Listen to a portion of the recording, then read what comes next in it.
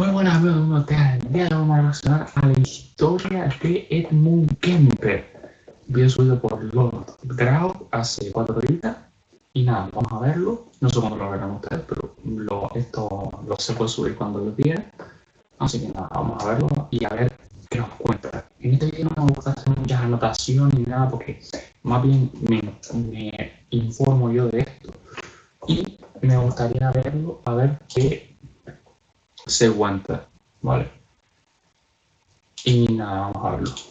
Este gigante de 2 metros y 6 centímetros es Edmund Emil Kemper III, o Ed Kemper para los amigos. No os confundáis porque aquí se le ve bromeando con policías o porque aquí está leyendo con calma y cordura libros para los ciegos, porque en realidad el gigante bonachón es un asesino en serie que sigue cumpliendo condena en California. Edmund Kemper es uno de los asesinos en serie más importantes de la historia, y sí, digo más importantes porque una vez lo atraparon, accedió a ser entrevistado por el FBI y accedió a contárselo todo de una forma muy fría, calmada y abierta. Contaba cómo llevaba a cabo los crímenes, lo que hacía Esa persona, yo creo no, estará muy mal de la cabeza.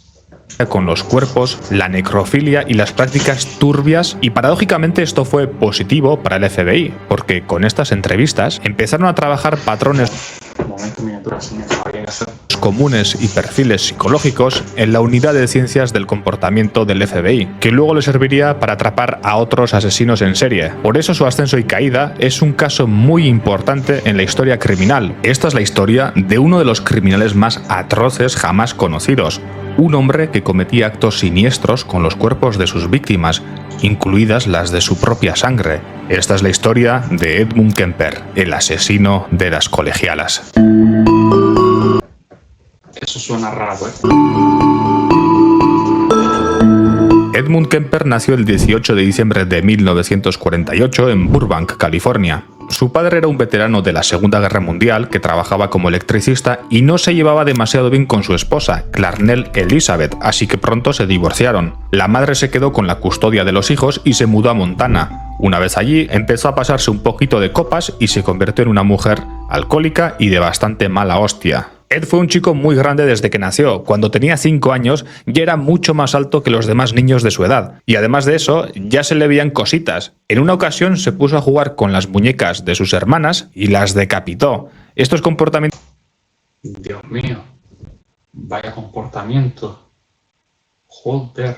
Extraños se juntaron con que su madre lo odiaba porque precisamente le recordaba a su ex esposo. En la escuela no hacía muchos amigos, pero tampoco se metía en problemas, o mejor dicho, los demás no querían tener problemas con un chaval gigante que le sacaba una cabeza. Pero si se trataba o 2 cabezas, también podría ser.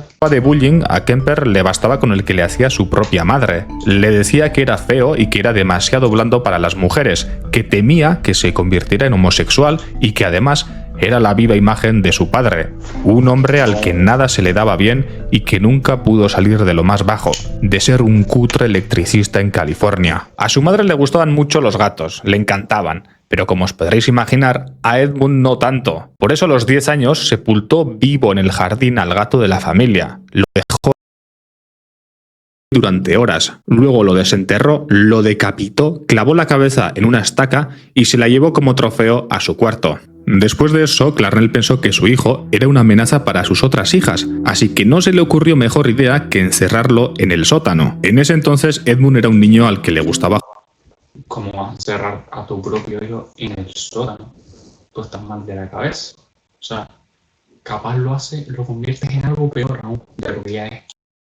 Jugar, pero como veis no se trataba de juegos normales. Por ejemplo, a veces bajaba al sótano con sus hermanas y simulaba que la caldera era una cámara de gas o una silla eléctrica. Entonces el juego consistía en que ellas imaginariamente encendían el gas o activaban la silla para acabar con su vida. También acabó con la vida de otro gato al que descuartizó y luego guardó las partes en el armario de su cuarto en el sótano. A los 15 años, Ed extrañaba tanto a su padre que consiguió una licencia de conducir de Montana y decidió huir. Después de recorrer medio país, volvió a California. No pasó mucho tiempo antes de que se decepcionara. Su padre había tenido con otra mujer y trataba a su nueva esposa con un cariño y afecto que nunca había visto en su propia familia. Kemper se quedó a vivir con su padre, pero a la madrastra tampoco le daba muy buena espina. De hecho, una vez lo pilló espiándola mientras ella se bañaba. Entonces ella convenció al padre para que... Ay, pero qué pillín, Edmund. Qué pillín. lo llevara lejos. Después de mucho discutir con Clarnell, que tampoco quería de vuelta a su hijo en Montana, decidió enviar al muchacho con sus abuelos paternos en North Fork, California. Edmund se fue a vivir a una granja en una de las zonas menos pobladas del estado. Pasaron los meses y él no terminaba de sentirse a gusto. Las peleas con su abuela eran tan frecuentes como las que tenía con su madre en Montana, y a Ed le resentía que el abuelo siempre le daba la razón a ella. El 27 de agosto de 1964, tras una discusión con ella, Edmund buscó un rifle, mató a su abuela y luego la apuñaló varias veces. Luego fue a la entrada de la casa y esperó a que su abuelo llegara del trabajo. Apenas este bajó de la camioneta, Edmund apuntó con el rifle y disparó. Después de eso, llamó a su madre por teléfono y se lo contó todo. Lo curioso es que ella le dijo pero se lo contó tan tranquilo, ¿sabes? que llamara a la policía y él lo hizo. Edmund llamó a la policía, confesó y esperó hasta que lo llevaron detenido. Y a los investigadores les aterró la frialdad con la que el chaval de 15 años contestó a sus preguntas. Maté a mi abuela porque quería saber qué se sentía al matarla. Y maté a mi abuelo porque cuando se enterara me iba a castigar, dijo. A Ed Kemper le diagnosticaron esquizofrenia y paranoia y lo recluyeron en el Hospital Estatal de Atascadero, que más que un hospital era una cárcel para personas con problemas mentales. Sorprendentemente allí se comportó bastante bien, permanecía tranquilo y estoico todo el tiempo. Según los psiquiatras y trabajadores sociales de Atascadero, era un prisionero modelo, aunque también puede ser que se tratase de una estrategia para reducir Para que lo liberaran antes, básicamente, era una estrategia. su condena por homicidio. No era ningún tonto. Cuando le hicieron un test de cociente intelectual, dio una puntuación de 136 y luego repitió la prueba y dio una puntuación de 145. 145 de IQ. Y tuvo que convertirse en un psicópata. Dios mío, joder, qué mente más desperdiciada. Evidentemente, si lo haces una segunda vez, ya has aprendido y evidentemente no es el cociente intelectual de Albert Einstein, pero ojito porque a partir de 135 puntos ya se considera superdotado intelectualmente. O sea que sí, Kemper era un tío extremadamente inteligente y sabía cómo tenía que comportarse para salir pronto a la calle. Cuando cumplió 21 años, pudo salir del hospital psiquiátrico. Lo enviaron con su madre a pesar de que los psiquiatras de Atascadero habían desaconsejado enviarla con ella, pero la verdad es que la madre estaba viviendo en California en ese entonces y para la justicia ese era el camino más fácil. Ahí Kemper intentaría rehacer su vida, buscar un trabajo normal, echarse novia o incluso acceder a la policía. Bueno, eso es lo que quería, pero sus instintos más básicos estaban a punto de explotar. Ay, Dios mío, a saber qué es.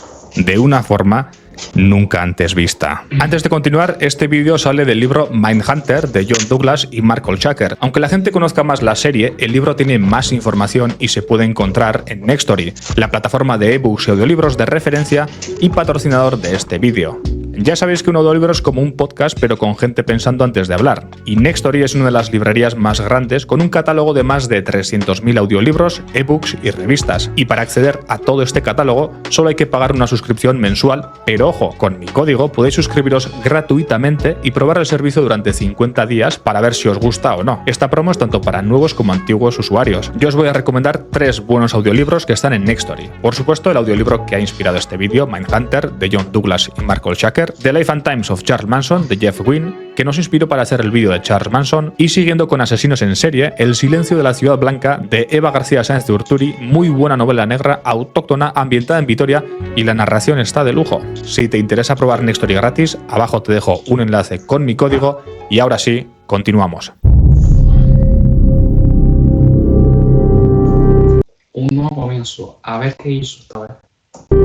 Después de un tiempo en Montana y varios matrimonios y divorcios, la madre de Kemper se había mudado a Aptos, California. Vivía en un apartamento modesto cerca de la recién fundada Universidad de California en Santa Cruz, o USCC, donde trabajaba como bibliotecaria. Según los profesores y estudiantes de entonces, la madre de Kemper hacía su trabajo perfectamente bien. Era dulce e incluso aconsejaba a la gente con cualquier problema que tuvieran. Pero para Kemper, volver a vivir con su madre era un infierno. Se peleaban constantemente, ella era alcohólica y siempre le recriminaba a Kemper que por su culpa, por tener un hijo asesino, ella no había podido tener relaciones sexuales con nadie en los últimos 7 años. Como que tu hijo afecta mucho a eso, ¿no? Además le decía que las universitarias eran demasiado buenas e inteligentes para él y que ella nunca se las presentaría a un hombre como él. Mientras tanto, él intentó convertirse en policía. Por supuesto, lo rechazaron por ser demasiado alto, aunque seguramente tampoco tenían intención de aceptar a una persona que había cometido un doble asesinato. De todos modos, a los polis les cayó muy bien Kemper, así que empezó a frecuentar The Jury Room, un bar del centro de Santa Cruz que era el favorito de los policías y que aún existe hoy en día. Vamos, que el gigante bonachón de Kemper se había hecho amigo de los polis.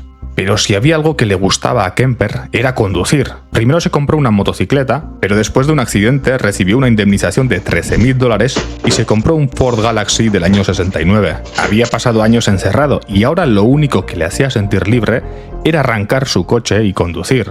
Ahí fue cuando empezó a recoger a los autostopistas que encontraba por el camino. Era una práctica no recomendable, pero bastante común en esa época, sobre todo en California. Además, ¿a quién vamos a engañar? En su caso, el peligro era él, un gigante de 2 metros que ya había acabado con la vida de sus propios abuelos y un par de gatos. Según dijo el propio Kemper, pero también mató gatos, es verdad.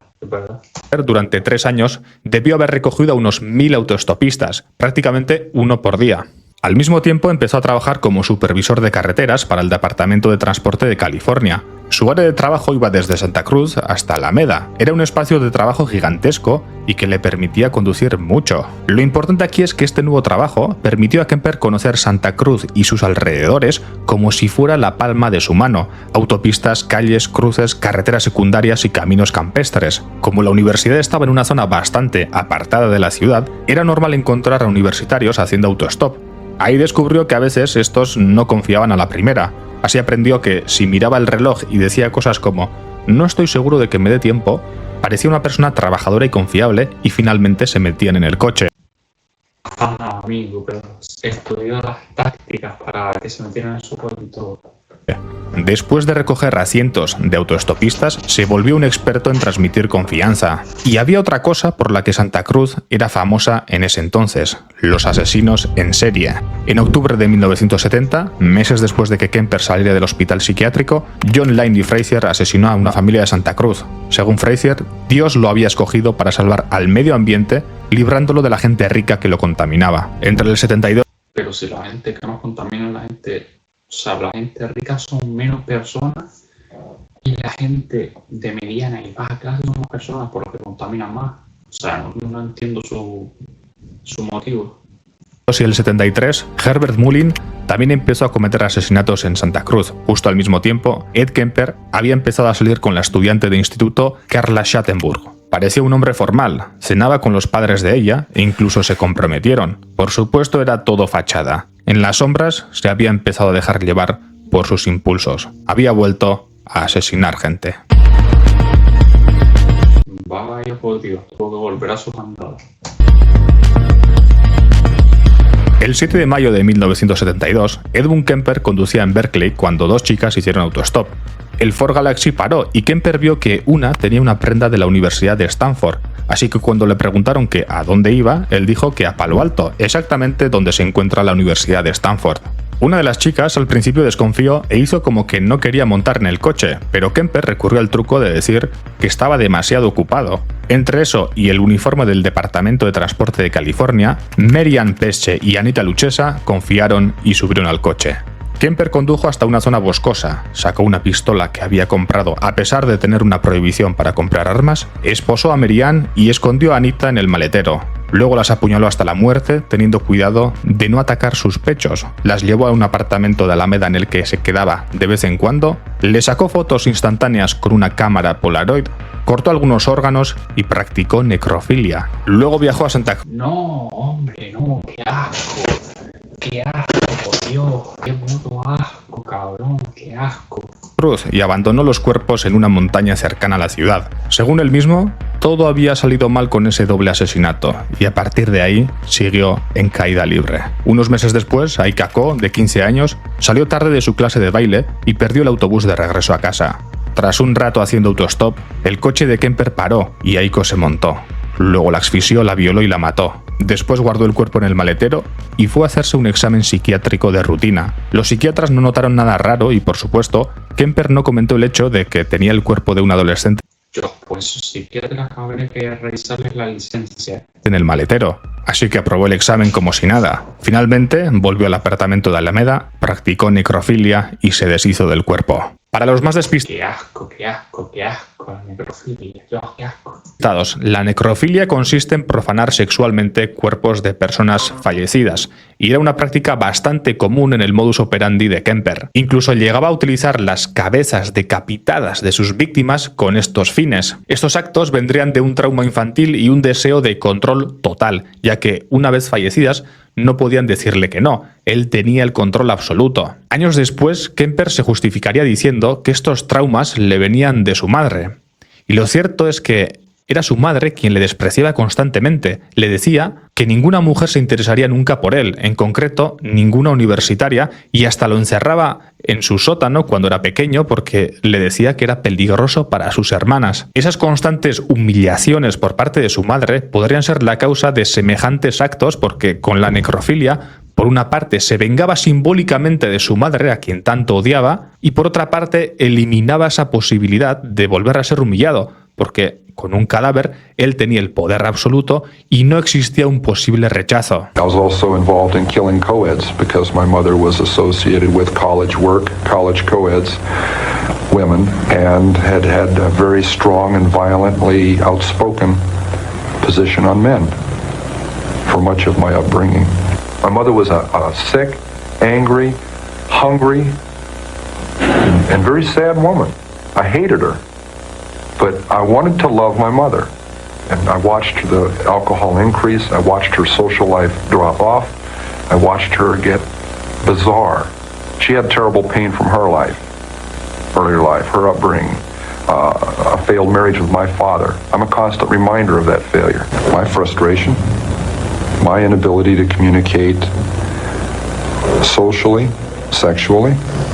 I wasn't impotent, but emotionally I was impotent. I was scared to death of failing in male-female relationships. I knew absolutely nothing about that whole area. Para enero de 1973, Kemper había vuelto a vivir con su madre en Aptos.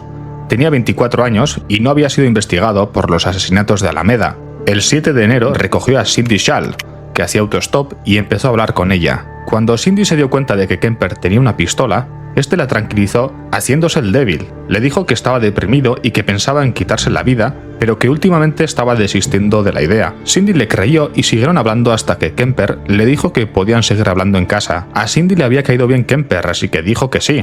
De hecho, Kemper ya se había vuelto tan bueno manipulando que consiguió que Cindy se metiera en el maletero por su propio pie. Le dijo que su madre era muy puritana y que sus vecinos eran muy cotillas. Le insistió en que no podían verlo salir con una mujer del coche, así que lo mejor sería entrar en la casa dentro del maletero. Nada más meterse en el maletero, Kemper le disparó en la cabeza. Guardó el cuerpo en el armario de su habitación hasta el día siguiente y cuando su madre se fue a trabajar, practicó necrofilia. Después de Dios, qué pesado con la puta necrofilia, qué asco. Dios, qué asco. eso, enterró la cabeza de Cindy en el jardín de la casa, con los ojos apuntando en dirección al cuarto de su madre. En la ciudad ya no se hablaba de otra cosa que de los asesinatos recientes. Los estudiantes de la universidad tenían prohibido ir en autostop con coches que no fueran de estudiantes, profesores o trabajadores de la universidad. ¿Y recordáis quién trabajaba en la universidad? En efecto, la madre de Edmund Kemper. Así es como consiguió una pegatina de la universidad y la pegó en su coche. El 5 de febrero de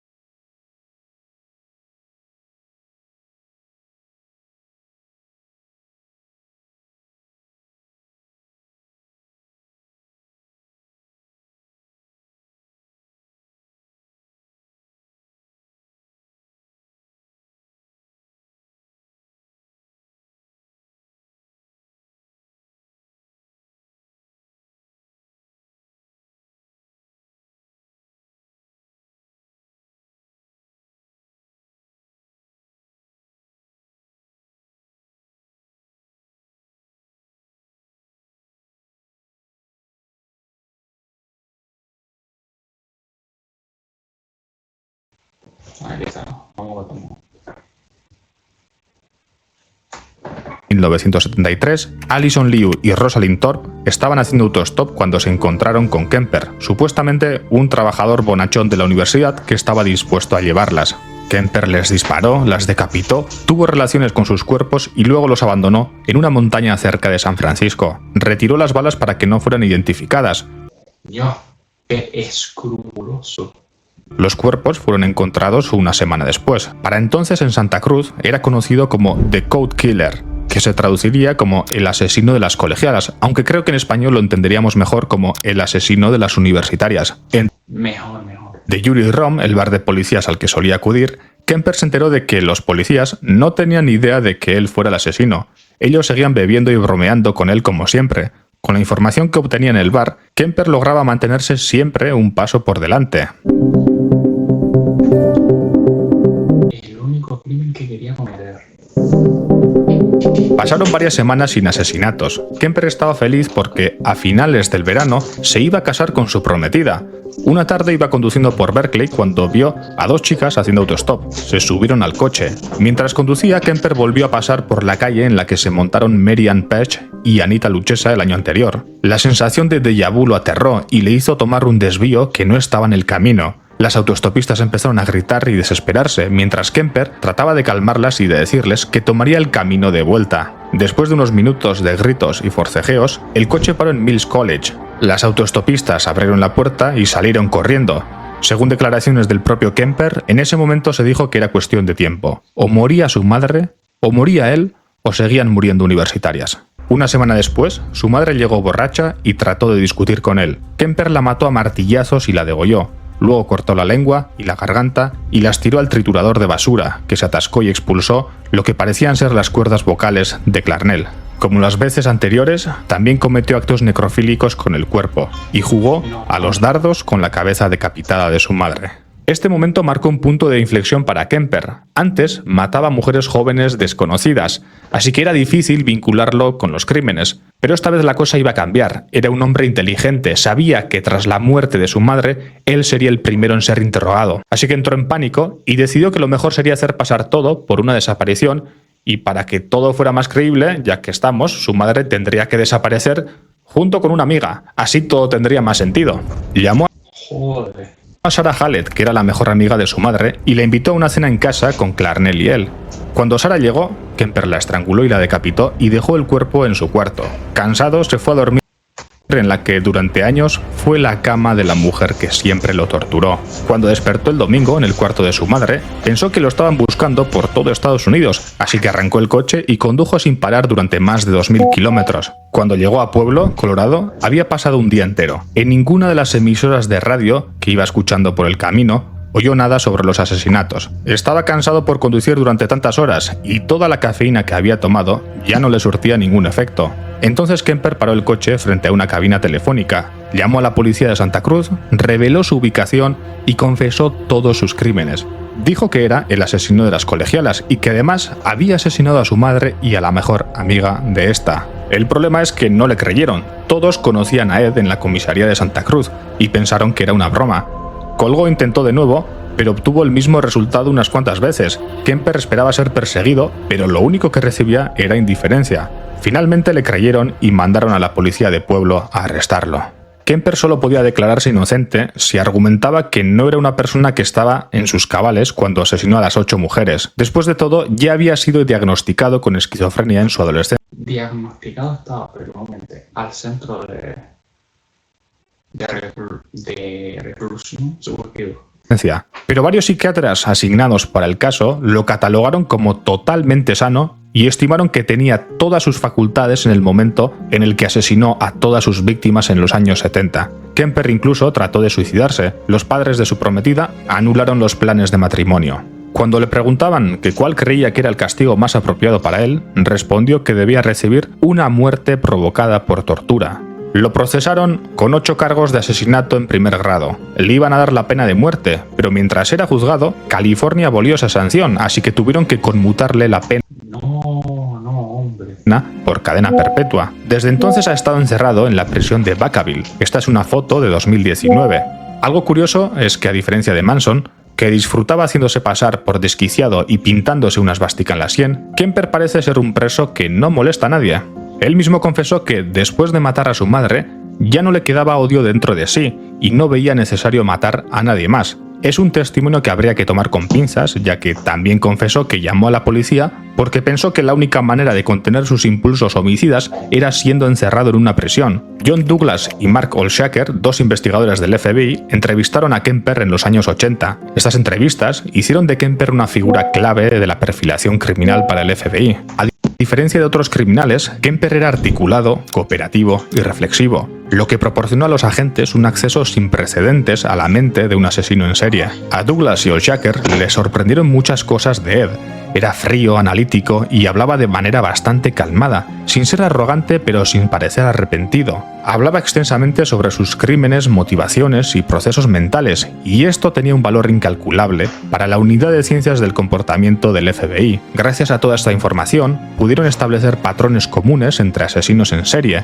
Es curioso porque la maquiavélica mente de Kemper llegó a ser una ayuda para que el FBI lograra detener otras mentes aún más maquiavélicas. Con la ayuda del desarrollo de perfiles psicológicos y los métodos de las entrevistas de Kemper, pudieron atrapar a otros asesinos en serie como Wayne Williams, Gary Ridgway, Dennis Rader o el mismísimo Ted Bundy. Desde luego, las décadas de los 70 y 80 fueron una época de mentes oscuras. De hecho, en el 69, cuando Kemper salía del hospital psiquiátrico de Atascadero, había otro tío que provocó una serie de asesinatos en California, pero a diferencia de Kemper, Charles Manson dominaba las mentes de sus sectarias y luego las manipulaba para tener sexo con él o con otros y también para hacer todo lo que él quisiera. Era un experto de la manipulación, un líder al que le seguían como la reencarnación de Jesucristo y del mismísimo diablo a la vez. Haz clic en la imagen para conocer su historia. Y bueno, espero que les haya gustado mi reacción a este vídeo. Que le den al botón hacia arriba, al rojo de suscribirse y nada, nos vemos en la próxima. Chao, chao, chao.